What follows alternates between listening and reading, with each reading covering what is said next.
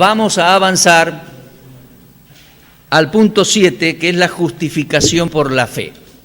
En el punto 6 veíamos el perdón de Dios basado en el ritual levítico del tabernáculo, el templo, la fiesta de Yom Kippur. Es como todo un ritual religioso, o yo le llamaría ritual levítico, para quitar nuestros pecados, limpiar nuestra alma y limpiar nuestras conciencias. Ahora, la doctrina de la justificación tiene otro aspecto. Es el aspecto legal delante de Dios. Y el apóstol Pablo va a explicar esa justificación por la fe en la epístola a los Romanos, donde el apóstol habla de la justicia de Dios y la justificación por la fe y que nos declara justo. Justamente él les escribe a los romanos. Y Roma era el centro de la justicia. Se habla hasta el día de hoy del derecho romano y la justicia romana, ¿verdad? En Roma estaba el parlamento romano, estaba el emperador, el poder ejecutivo, y también estaban los procesos judiciales. Pablo apeló al César y como prisionero fue llevado a Roma. Roma era el centro entonces de la justicia romana. Y en términos de la justicia nos va a explicar en Romanos, prácticamente Romanos 1 al 8, la justificación por la fe. En realidad hasta el 5, y es bueno, hermano, que usted agarre ahora como creyente y lea completita la epístola a los romanos. Tiene sus lugares difíciles, sus párrafos difíciles, pero por lo menos lea del 1 al 8 completo. El pecador es justificado por la fe en Cristo. ¿Qué le parece? Dios justifica al impío que cree en el sacrificio de Cristo. Eso es algo notorio, notable. Leo en el apunte. Si bien Pablo menciona en otros textos la justificación por la fe, es en su epístola a los romanos que desarrolla el concepto y desarrolla la doctrina de la justificación. Dice aquí, Roma era en aquellos días el centro de la justicia terrenal. Roma era la sede del Senado romano, residencia del emperador romano y centro de los poderes y las resoluciones judiciales. A ellos Pablo les escribe con palabras habituales para ellos, como justicia, ahí las tiene usted, juicio, ley, acusaciones, y después desarrolla el concepto de justificados pues por la fe en Cristo Jesús. Ahora bien, en Romanos, vamos a recordar, los que ya leyeron Romanos y los que no leyeron todavía tienen que leerlo, es muy bueno el argumento. Romanos 1 al 3, capítulo 1 al capítulo 3, quiero decir, Pablo desarrolla todo un proceso de inculpamiento de los seres humanos. Inculpamiento, ¿comprende? Como si fuera un fiscal que va acusando. Capítulo 1 acusa a los paganos, capítulo 2 acusa a los moralistas, capítulo 3 acusa a los religiosos y va a concluir diciendo, ¿qué pues? ¿Somos nosotros mejores que ellos? No, no hay ninguno bueno, no hay quien busque a Dios, somos todos culpables delante de Dios. Mire, en el apunte dice, en Romanos 1 al 3 Pablo desarrolla un proceso de inculpamiento. Romanos 1, condenando a los paganos, Romanos 2, condenando a los moralistas y los religiosos, Romanos 3, condenando a los religiosos y a todos sin excepción. Vamos a ir a Romanos, busquen en sus Biblias por favor, luego del libro de los Hechos, la epístola de Pablo a los Romanos. Muy bien, en el desarrollo mismo de los primeros 3 capítulos, en todo su discurso de inculpamiento, queda claro que los seres humanos conocen a Dios, que no le han querido reconocer como tal, como Dios, que cambiaron su gloria por sus propios antojos, que se complacen en pecar a sabiendas y que por lo tanto no tienen excusas. Por eso Pablo quiere ir a predicarles el Evangelio. quería viajar a Roma. Pero vamos por parte, viendo lo que les decía recién y después se los voy a repetir. Mire Romanos 1:19. Él va a decir que ningún ser humano es ignorante de Dios, porque Dios se manifiesta por medio de las cosas hechas. Es decir, vemos la creación magnífica que hay y podemos obviamente deducir que existe el Creador. Más en el día de hoy, hermano, que tenemos tanta información. Tenemos canales de televisión y YouTube, Internet y cuánto. Los antiguos romanos no tenían todo eso, pero el apóstol dice que la creación da evidencia y da prueba de la existencia del Creador. Mire Romanos 1:19. Porque lo que de Dios se conoce les es manifiesto, pues Dios se lo manifestó. Porque las cosas invisibles de Él, de Dios, su eterno poder y deidad, se hacen claramente visibles desde la creación del mundo, siendo entendidas por medio de las cosas hechas. De modo que esas personas no tienen excusa, no pueden decir ante Dios que no conocieron a Dios. La creación da evidencia del Creador. El Salmo 19 dice, los cielos cuentan la gloria de Dios. El firmamento anuncia la obra de sus manos. Qué imponente el firmamento, el sistema solar, con los planetas dando vuelta alrededor del Sol. No puede ser casualidad. Y sin entrar lejos, sin ir tan lejos, yo menciono, la Tierra flota sobre nada, gira sobre su eje, alrededor de la Tierra gira la Luna, y juntos van trasladándose, en un año giran alrededor del Sol. Ese sistema no puede ser casualidad, porque las teorías son que todo fue explosión, todo fue casualidad, y ahí está, justito cayó y quedó. Así dicen los científicos. No puede ser. Los cielos cuentan la gloria de Dios, el firmamento anuncia la obra de sus manos. El Génesis dice que Dios creó el sol y la luna y las puso a andar ahí en el cuarto día de la creación. ¿Qué tal? Ahora, es tan perfecto todo porque la luna, usted vio que los movimientos de la luna son exactos, precisos. La NASA tiene calculado todos los eclipses y conoce toda la historia de los eclipses y anuncia todos los eclipses que vienen. ¿Por qué? Porque el movimiento es exacto. La luna gira alrededor de la Tierra en 28 días y algunas horas y minutos y segundos, exacto.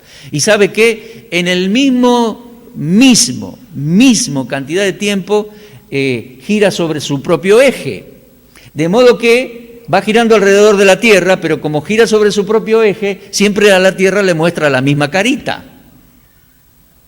No puede ser Big Bang, no puede ser Big Explosión, no puede ser grande explosión, no puede ser casualidad. Un ingeniero diseñó eso y lo puso a andar. Hablando de ingenieros, hoy tenemos satélites geoestacionarios que transmiten vía satélite. Telefonía, radio, televisión. ¿Qué es un geoestacionario? El satélite gira alrededor de la Tierra, sí, pero es geoestacionario porque dependiendo del punto en la Tierra está exactamente ahí fijo. Como las antenas de DirecTV. Usted tiene o vio DirecTV, la antena está fija y el satélite manda la comunicación. Si se moviera un poquito, usted no recibe tele, falla. O si se cruza una nube también. Bueno, falla, ¿vio? Si se moviera un poquito, viene el hombre, lo calibra, tiene que ser justo. Pero ¿cómo puede ser si el satélite gira también? Pero el satélite gira a la misma velocidad y en el mismo punto y queda fijo ahí. La Tierra va girando y el satélite también. Y uno respecto del otro está fijo, se llama geoestacionario. ¿Saben? El sistema de la Tierra y de la Luna también es así, es exacto y no fue casualidad. como los ingenieros pusieron esos satélites y estos sistemas, alguien debe haber puesto la Tierra y la Luna flotando sobre nada y girando a velocidades y ángulos y trayectorias exactas. ¿Qué le parece? Bueno, de modo que, dice aquí, no tienen excusa. Versículo 21, habiendo conocido a Dios, Romanos 1:21, habiendo conocido a Dios, no le glorificaron como a Dios ni le dieron gracias. No lo reconocieron, sino que se envanecieron en sus razonamientos, su necio corazón fue entenebrecido y comenzaron a alardear que eran sabios y se hicieron necios. Este es el proceso. Romanos 1:20 dice el apunte, siendo entendido, todo es entendido por medio de las cosas hechas. 1:21, conocieron a Dios. 1:32, entendieron el juicio de Dios, pero igual son rebeldes. Mire Romanos 1:32. Dice, quienes habiendo entendido el juicio de Dios y que los que practican tales cosas son dignos de muerte, no solo las hacen, sino que se complacen con los que las practican también. O sea, es un acto de rebeldía. Dice el apunte 1:32, habiendo entendido el juicio de Dios, son rebeldes. Y de Efesios 4:18 y 19 dice que después de haber perdido toda sensibilidad, se volcaron a la pecaminosidad mundana. Pero aquí está diciendo que son responsables, que entendieron que Dios existe, que conocieron que hay un creador por medio de las cosas hechas, que no tienen excusa delante de Dios. Entra en capítulo 2 y va a decir que el próximo grupo también es inexcusable. Mire Romanos 2, versículo 1. Por lo cual eres inexcusable, oh hombre, quien quiera que sea que juzgas tú también, porque en lo que juzgas a otro te condenas a ti mismo. Porque tú que juzgas, haces lo mismo. Y piensas, versículo 3, piensas esto, oh hombre, tú que juzgas a los que tal hacen y haces lo mismo, que tú escaparás del juicio de Dios. Y aquí va a comenzar a juzgar al que tiene cierta moralidad, pero va criticando al otro, juzgando al otro, y hace lo mismo. Ese ser humano también es culpable delante de Dios. No tienen excusa, 1:20, son inexcusables, capítulo 2, versículo 1. Rehúsan buscar a Dios, capítulo 3, mire capítulo 3, versículo 10. Como está escrito, no hay ni un justo ni aun uno, claro que sí, son todos injustos.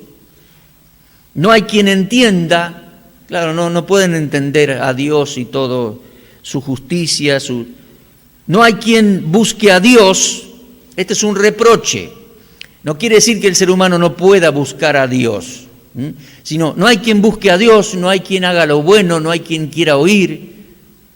Están en rebeldía contra Dios, pero son responsables de su pecado y no tienen excusa. Bueno, el hombre hoy ha avanzado con esas teorías de la evolución e inculcado tanto a la gente desde la niñez, primaria, secundaria, universidades, se enseña la evolución.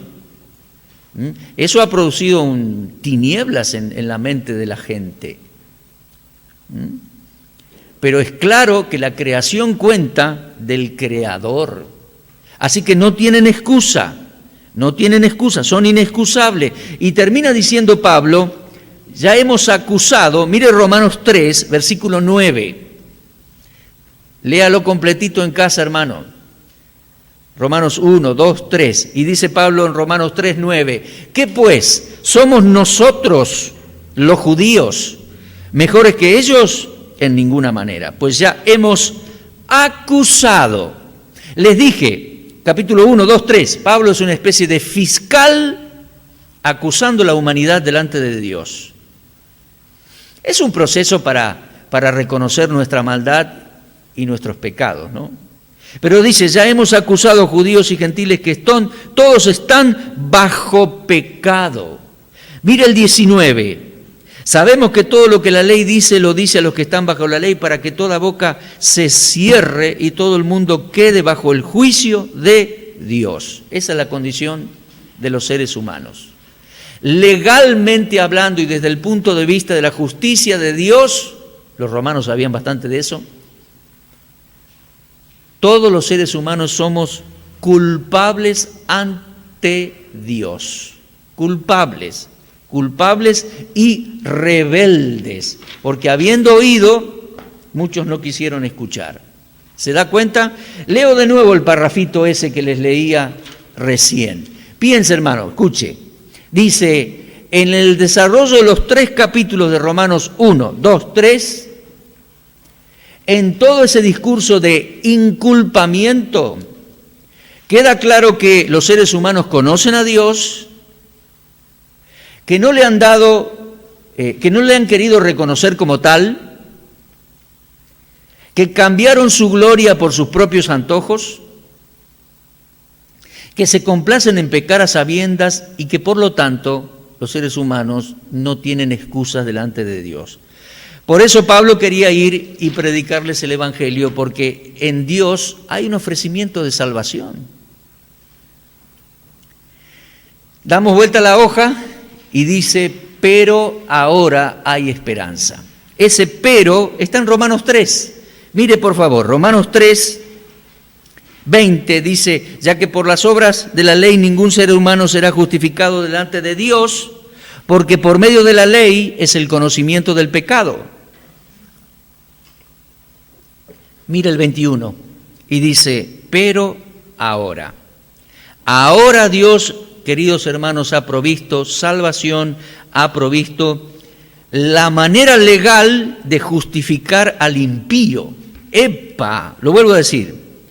Dios ha provisto la manera legal de justificar al impío. Sí, al impío que llega a creer en Jesucristo como Salvador. Leo allí en el apunte y dice, ahora hay esperanza y justificación por la fe en Jesucristo y su obra de justicia. Él murió por nuestros pecados cargando nuestra sentencia judicial por nuestro prontuario. Murió pagando nuestra pena capital, porque la paga del pecado es muerte. Pena de muerte, interesante es eso, el Señor murió en Jerusalén por pena de muerte ejecutada por Roma. Los romanos ejecutaron al Señor en Jerusalén.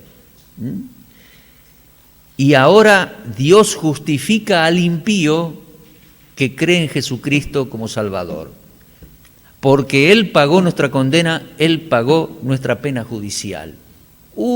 Eso es algo extraordinario, extraordinario. Podemos leer allí, Romanos 3, 21, dice, ahora, aparte de la ley, porque yo ya soy culpable, o sea, mi justificación tiene que venir aparte de la ley. Pero ojo, se ha manifestado la justicia de Dios testificada por la ley y los profetas. O sea, Dios no va a hacer nada ilegal. Dios proveyó otra manera de justificar al impío, pero en forma legal. Versículo 22, la justicia de Dios por medio de la fe en Jesucristo. Para todos los que creen en Él. Todos, ¿vio? Porque no hay diferencia por cuanto todos pecaron y están destituidos de la gloria de Dios, siendo justificados gratuitamente por su gracia, mediante la redención que es en Cristo Jesús. A quien Dios, dice, puso como propiciación por medio de la fe en su sangre para manifestar su justicia, a causa de haber pasado por alto en su paciencia los pecados pasados, con la mira de manifestar en este tiempo su justicia, a fin de que Él sea el justo y el que justifica al que es de la fe de Jesús. Así que, hermanos, el procedimiento de Dios es legal. Él implementa su justicia y encontró la manera, proveyó la manera, de justificar al pecador, justificar al impío que cree que Cristo pagó su condena, que cree en Cristo como Salvador. Magnífico, magnífico, hermano. Ahora, lo leímos, el tiempo ha avanzado, en capítulo 4 hemos leído un poquito de esa justificación en la hora anterior, pero mire usted Romanos 5, algunos lo sabemos de memoria ese versículo. Habiendo creído en Cristo, que Él cargó mis pecados en su cuerpo sobre el madero, Él pagó mi condena judicial, Él pagó mi prontuario. Yo soy pecador, claro que sí, delante de Dios, no tengo excusa, la ley me condena, pero Él pagó mi condena judicial en la cruz, murió en mi lugar. Por tanto, al yo creer en Cristo como mi Salvador y que Él pagó mi culpa judicial, Dios me justifica, me declara justo, me declara libre de cargo y culpa. Justificar es declarar justo al impío. No me hace justo, todavía no lo soy, no soy perfecto, pero judicialmente me ha declarado justo. ¿Qué le parece? Baja el martillo y ya no soy culpable. Fui declarado justo por la obra de Cristo y por haberle creído. Romanos 5:1, justificados pues por la fe, por supuesto en Cristo y su obra, tenemos paz para con Dios por medio de nuestro Señor Jesucristo, por medio de quien tenemos entrada a esta gracia en la cual estamos firmes y nos gloriamos en la gloria de Dios y todo lo que tiene preparado para nosotros. Hermanos, ahí tiene una definición de justificación en el apunte. Dice, evidentemente, justificación es el acto judicial de Dios por el cual declara justo al pecador que arrepentido confía en la persona de Cristo y su obra de justicia y amor en la cruz del Calvario a su favor. Dios baja el martillo como juez y declara justo al pecador que confía en Cristo como Salvador. ¿Qué le parece? Es algo maravilloso, porque Él pagó mi condena judicial en la cruz, en Jerusalén, en mi lugar. Eso es algo extraordinario, hermano. Dios me justifica y me perdona. Cerramos aquí en esta noche. Es tiempo de cerrar, pero vamos a hacerlo con una oración agradecida. Dice, justificados pues por la fe tenemos paz.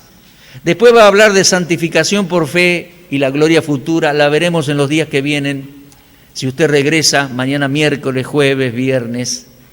Pero hoy hemos estudiado acerca de su perdón desde el punto de vista del ritual levítico. Nos purifica, nos limpia, nos perdona, nos quita la culpa, limpia nuestras conciencias de obra muerta para servir al Dios vivo. Y desde el punto de vista de su justicia y su amor, nos justifica a los que hemos confiado en Cristo y su obra en la cruz.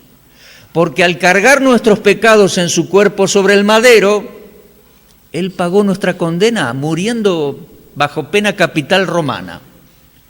Pagó nuestro prontuario y Dios me declara libre. Dios me justifica, me declara justo. Baja el martillo, me declara justo, libre de culpa y cargo por la obra del Señor. Justificado pues por la fe en Cristo, tenemos profunda paz con Dios. Amén. Y entrada a la gracia en la cual estamos firmes, porque cuántas cosas más nos dará por su gracia. Y como decíamos, esperad por completo en la gracia que se os traerá cuando el Señor regrese a buscarnos. Amén. Gloria sea a Dios. Cerremos en oración.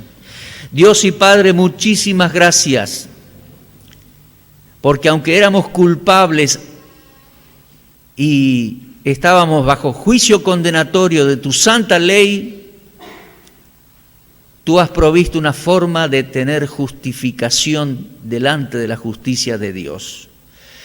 Tú cargaste nuestros pecados en su cuerpo, en el cuerpo del Señor en el madero, y Él pagó nuestro prontuario, Señor, pagó nuestra culpabilidad y nos libertó de culpa y cargo. Gracias, Dios, porque nos declara justos por medio de la fe en Jesucristo. Gracias por la provisión, Señor, de esta salvación tan grande y que tiene tantos aspectos que vamos a seguir estudiando estos días. A ti sea la gloria, oramos agradecidos, seguimos pidiendo tu cuidado, bendición y que nos sigas enseñando de tu gracia y de tu amor y de esta salvación tan grande. Lo pedimos también pidiendo que nos cuides al salir de este lugar. En el nombre de Cristo, amén.